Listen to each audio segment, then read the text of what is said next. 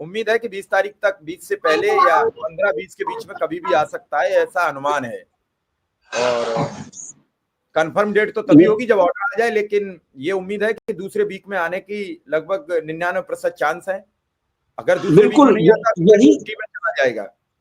मैं यही है बोल रहा हूँ सर कि ये हफ्ता अगले हफ्ते के अंदर कोई आ जाएगा, किसी भी दिन आ सकता है, शाम आ सकता है, सुबह आ सकता है।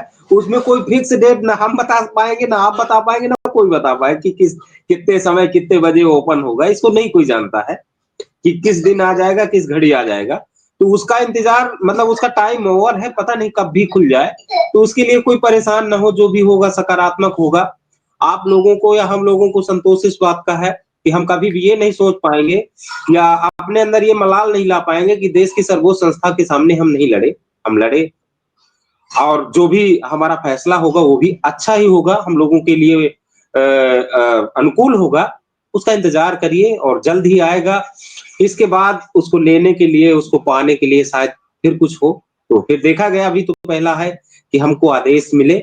और जो सर आप पहले लेटर की डिटेल्स कह रहे थे, उसमें मेरा बस यही मत है कि स्वतः सरकार ऐसा चाहती है कि साथी उलझे रहे, उनको लगे कि कुछ हो रहा है, करेगी कुछ भी नहीं। मैं हमेशा यही बोला हूँ, आज भी यही बोल रहा हूँ जी। नहीं, वो बहुत बहुत से नहीं, उसमें जब लेटर की बात चल रही थी तो फिर एक दो जगह हमने भी जानकारी की।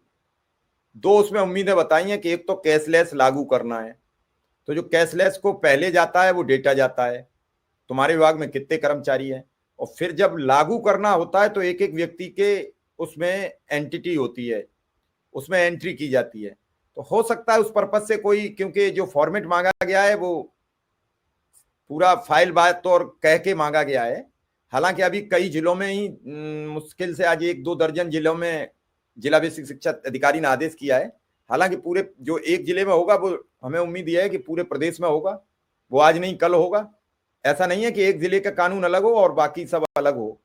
तो जहां तक लग रहा है कि हो सकता है कि ये पर्पज कैशलेस के लेकर हो सकता है मुख्यमंत्री की कोई सोच हो सकता है अधिकारियों से कुछ डेटा कलेक्ट कराया गया हो।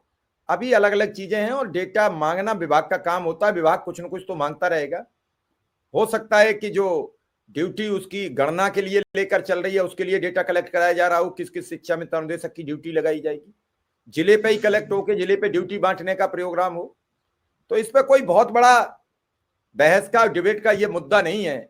मुद्दा यह है कि लोगों को न्याय कैसे मिले। मुद्दा यह है कि लोगों को मानदेय का जो घड़ा है, जो परेशानियों का घड़ा भर चुका है, वो घड़ा फूटेगा कब। रोज लगता है कि अब हो जाएगा, तब हो जाएगा, और इस बार तो मुख्यमंत्री जी ने कह दिया है, उसके बावजूद भी नहीं हो पा रहा है। रही सुप्रीम कोर्ट में अनुदेशकों का आर्डर, तो वो आज न कल आ जाएगा। वो बात अलहदा है कि टाइम लग रहा है, तो उसमें भी ये लग रहा है कि कुछ प्रतीक्षारत है। अब चूंकि ऑर्डर की जैसे ही सुनवाई हुई, दिवाली की छुट्टी पड़ गई।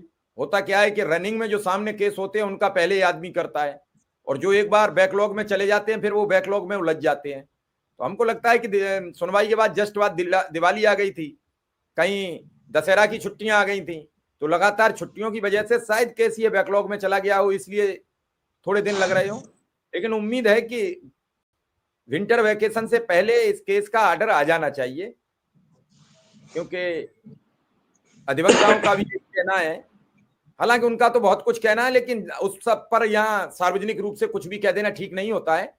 कई चीजें पर्दे के बाहर कुछ अलग हैं, भीतर अलग हैं, अंदर अलग हैं, हालांकि कुछ अलग है। लेकिन इस सब के बावजूद लास्ट स्टेज तो वही है कि भूख और प्यास से मरा जा रहा है शिक्षा मित्र अनुदेशक। रोज शिक्षा मित्रों की मौत हो जाती है, रोज अनुदेशक। अभी एक अनुदेशक उस दिन बीएलओ की ड्यूटी करके आ रहा था, वो सड़क हादसे में मारा गया, उसकी जान चली गई। अब वो उस हादसे को काउंट किया जाएगा उसमें बीएलओ की ड्यूटी में कि नहीं, अब यह भी सवाल है। अभी तो उसकी जान भी चली गई। जान चले जाने का एक ही कारण है, तो अगर वहां एसडीएम और वहां के अधिकारी सक्षमता दिखाएंगे तो वो सम्मिलित हो जाएगा, नहीं दिखाएंगे तो नहीं होगा। क्योंकि आज अधिकारी सिर्फ ये चाहता है किसी की भी बीएलओ की मौत हो जाए तो वो कागजों में दर्ज न हो जाए।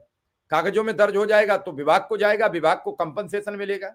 मुझे लगता है कि जहां तक बीएलओ की जो ड्यूटी ऑन ड्यूटी जिनकी डेथ होगी, विपक्ष 1 करोड़ रुपया की मांग कर रहा है, और सरकार अपनी जान छुड़ाने के लिए हो सकता है कह दे कि 1 करोड़ रुपया दिया जाएगा। तो किसी की अधिकारी की जेब से पैसे नहीं आएंगे। किसी वीएलओ का अगर डेथ और वो हो रहा है तो अगर उसमें वो कंसीडर कर देंगे तो उन पर कोई दबाव नहीं पड़ेगा, लेकिन उसके परिवार को कम से कम मरने के बाद तो सुकून मिल जाएगा। वो जीते जी तो एक दिन सुकून दे नहीं पाया बेचारा, जीते जी तो एक दिन भरपेट भोजन दे नहीं पाया, जीते जी तो चाहे जब सर्दी हो सर्दी के कपड़े नहीं दिला पाया, गर्मी आई तो गर्मी के नहीं दिला पाया। तो कम से कम मौत के बाद परिवार को इतना ही सुकून हो जाए कि उसकी बेटियां हैं, उसके बच्चे हैं, उनकी शादी वादी हो जाए।